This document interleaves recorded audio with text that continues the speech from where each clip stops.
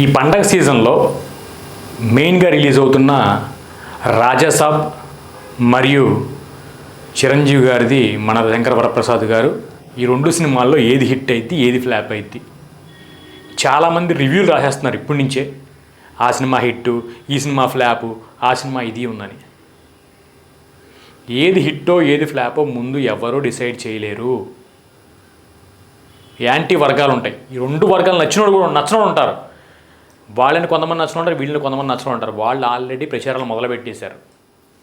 కానీ సంక్రాంతికి అందరం గుర్తుపెట్టుకోవాల్సింది ఏంటంటే, ఒక మంచి సినిమా చూడాలి.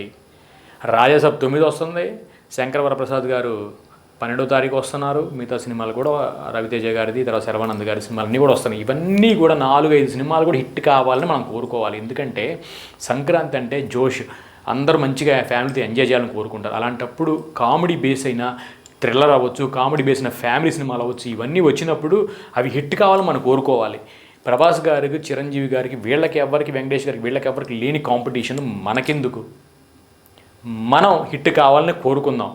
అట్లాగే ప్రభాస్ గారు ఆల్రెడీ చెప్పారు, సీనియర్లీస్ సీనియర్లే, వాళ్ళ మేము ఫాలో అవుతామని. ఆయన అలా చెప్తున్నప్పుడు మనమంతా ఎందుకు కొట్టుకునేది? సినిమా బ్లాక్ బస్టర్ అవ్వాలి, ఇద్దరు సినిమాలు ఆడాలి, అది 3-4 రోజులు గట్టిగా ఆడిది, 3-4 గట్టిగా ఆడితే చాలు, డబ్బులు వచ్చేస్తాయి. సినిమా ఇండస్ట్రీ అంటే మీరు చాలామంది అనుకుంటున్నారు, కొంతమంది నన్ను అంటా ఉన్నారు, సినిమాలు హిట్ అవుతుంది, సినిమాల గురించి చెప్తున్నావు, సినిమా వల్ల ఏందే లాభం? సినిమా ఒకటి తీస్తే దీంట్లో అన్ని డిపార్ట్మెంట్లు పనిచేస్తాయి. ఫుడ్ క్యాటరింగ్లు అవ్వచ్చు, లైటింగ్ డిపార్ట్మెంట్ 24 ఫ్రేమ్స్ ఉన్నాయి. దాదాపు 1000 మంది ప్రత్యక్షంగా పరోక్షంగా వాళ్ళ ఇంట్లో ఫ్యామిలీస్కి అన్నం పెడుతున్నారంటే సినిమా వల్లే. దేశానికి ఏమి లాభం అంటున్నారు. ప్రతి సినిమా ఎంతో కొంత జిఎస్టీ 5% అవచ్చు, 10% అవచ్చు జిఎస్టీ కడుతున్నారు వాళ్ళు ప్రాఫిట్లో. అది దేశం అభివృద్ధిలో, మీరు చేసే జాబ్లోంచి, కొనే సరుకుల్లోంచి, అట్లా సినిమా వాళ్ళు ప్రొడ్యూసర్ తీసే సినిమాలోంచి కూడా జిఎస్టీ వెళ్తుంది. దానివల్ల దేశం డెవలప్ అవుతుంది.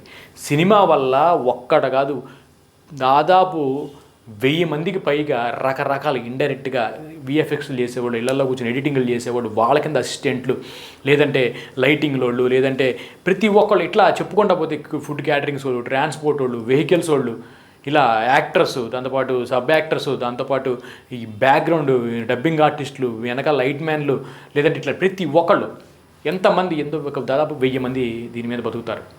అలాంటి సినిమా పాడైపోవాలి, అలాంటి సినిమా ఆడకూడదని మనం కోరుకుంటే ఆ 1000 మంది నోటి దగ్గర ఉన్న అన్నం మనం లాక్కున్నట్టే.